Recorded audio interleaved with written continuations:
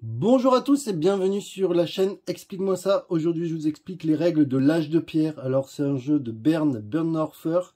C'est un jeu qui est édité chez Zenman Games.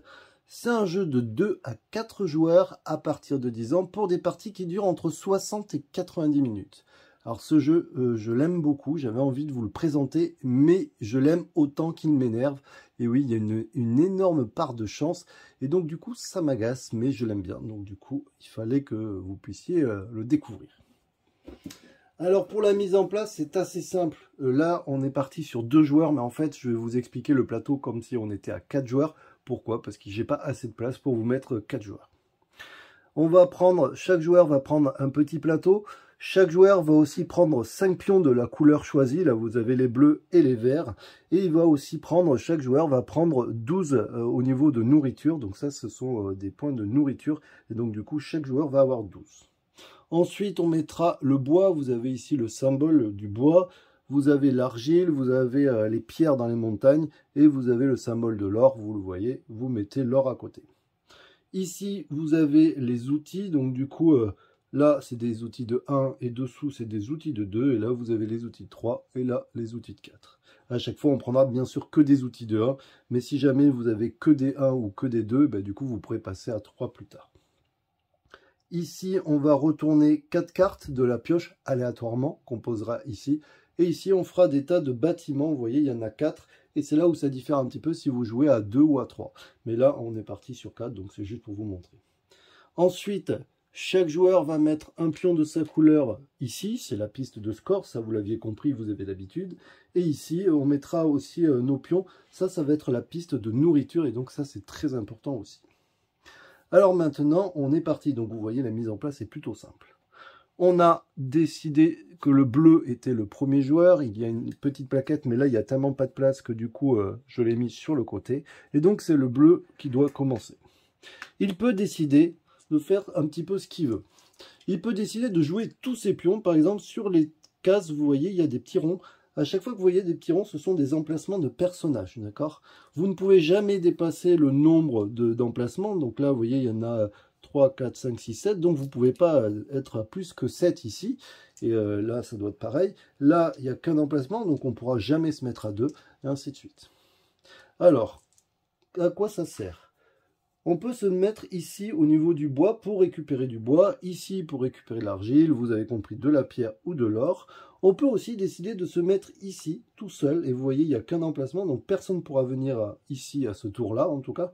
Et ça nous permettra de récupérer un outil qui nous permettra d'améliorer par exemple, notre scie pour récupérer plus de bois.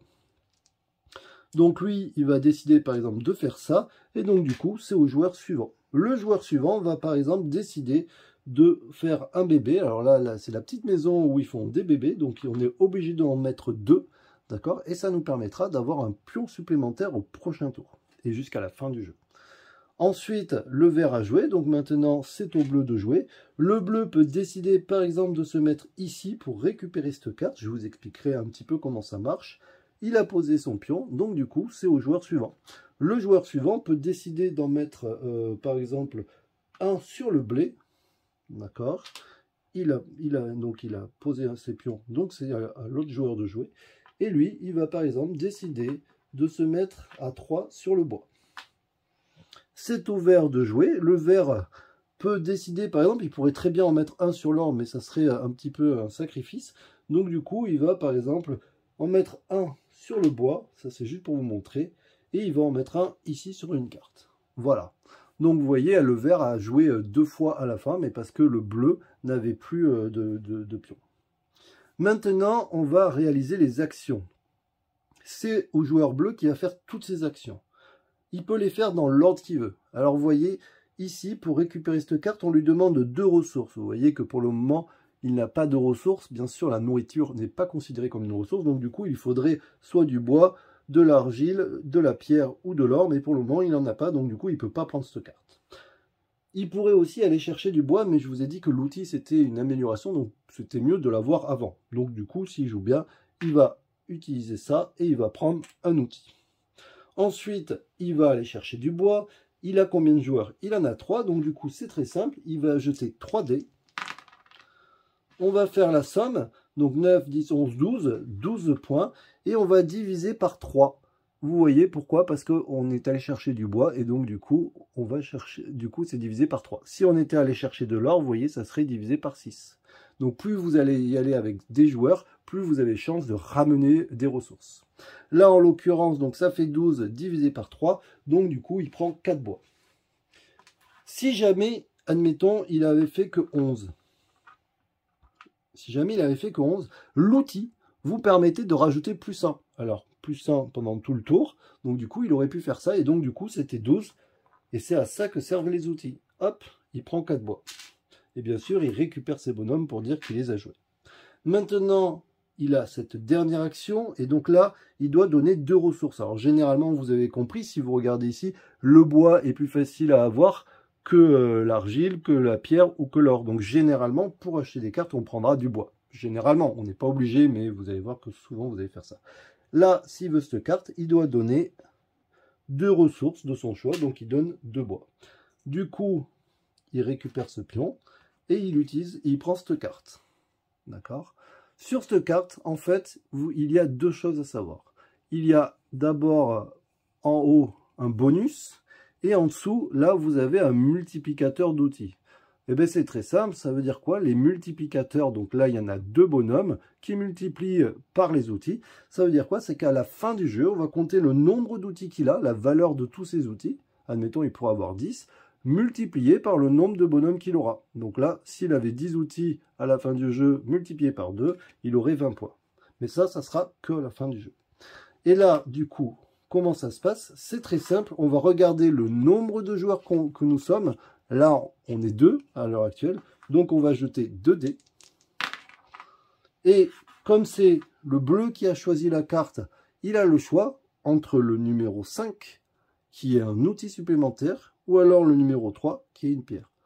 Il peut décider soit de prendre la pierre, soit l'outil, c'est lui qui voit. Si vous êtes à 4, ben vous auriez jeté 4 dés, et donc du coup c'est pareil, il avait le choix, et après on fait en suivant. Là, il va prendre un outil, donc du coup, il va prendre un nouvel outil, hein, on ne retourne pas celui-là. Et là, hop, on met un outil. Et l'autre joueur, ben, du coup, il prend directement une pierre. Donc, on avantage un petit peu les autres joueurs, mais les bonus, c'est quand même très intéressant. Je vous conseille de regarder les multiplicateurs. On est maintenant au vert. Le vert, ben, vous l'avez compris, il a mis 2 personnages ici pour avoir un bébé. Donc, du coup, il a un nouveau bonhomme. Ensuite, il a fait ici un pour le blé. Alors le blé, ça va vous permettre d'avoir toujours une nourriture, ou 2, ou 3, ou 4 à chaque tour. Donc là, il a une nourriture. On lui donnera une nourriture à la fin du jeu. Et là, il s'est mis ici pour avoir du bois. Donc du coup, il jette combien de dés? Ben 1. Pourquoi? Parce qu'il n'y a qu'un personnage. Hop là, vous n'avez pas vu, dommage. Je l'en fais. 4.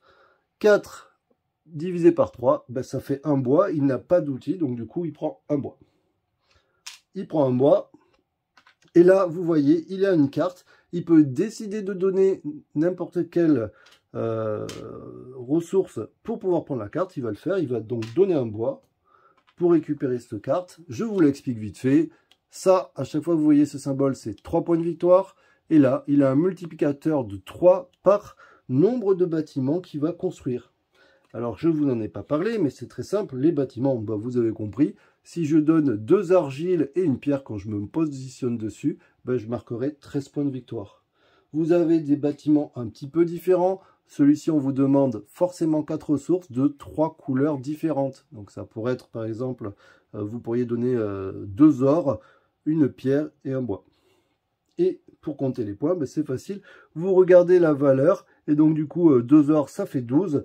J'avais dit 2 ors, donc 12 plus 5, 17, plus un bois, 20. Donc ça ferait 20 points. Et là, par contre, vous êtes obligé de le marquer de suite, contrairement aux autres où on pourra lire plus tard. Maintenant, tout le monde a joué. Il ne reste plus qu'à nourrir nos personnages. Effectivement, ce n'est pas gratuit. Lui a 5 personnages, donc il donne 5 nourritures. Lui en a 6, donc du coup, il va donner 6 nourritures. Hop, on change de joueur, donc le premier joueur change, et donc on est reparti, on remet des cartes, attention, il y a une petite rivière, pour que bien sûr les cartes qui coûtaient cher reviennent ici, et hop, on est reparti.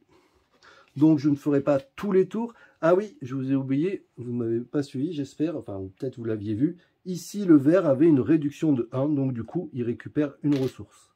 Effectivement, il est dit que vous prenez une ressource et après vous donnez... donc c'est très important de penser à bien monter ça, surtout quand vous allez faire des bébés. Voilà, donc du coup, c'est un jeu plutôt sympa. Maintenant, je vous explique juste 2-3 petits trucs et c'est fini.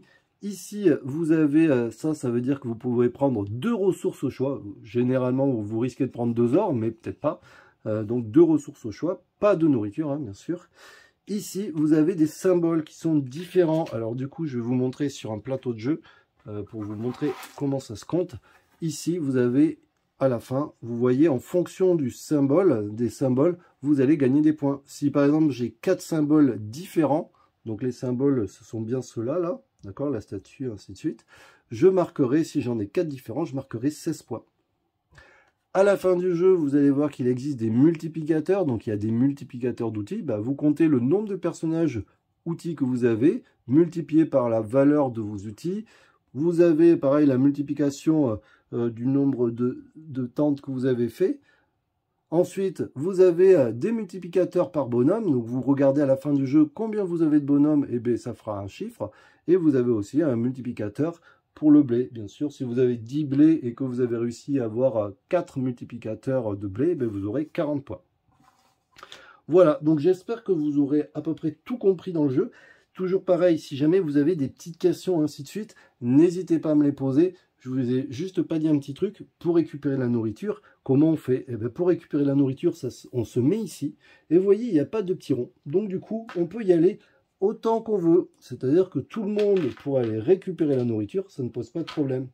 Bien sûr, comment ça se passe? On jettera les dés et vous voyez que le coût, ça sera 2. Donc du coup, on jettera les dés, divisé par 2, ça nous donnera les nourritures. Voilà, je vous dis à très bientôt.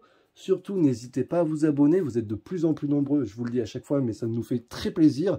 En plus, j'ai de plus en plus de petits messages sympas et ça, c'est encore, ça, c'est, je vous promets, c'est vraiment sympa. Donc du coup, je vous dis à très bientôt.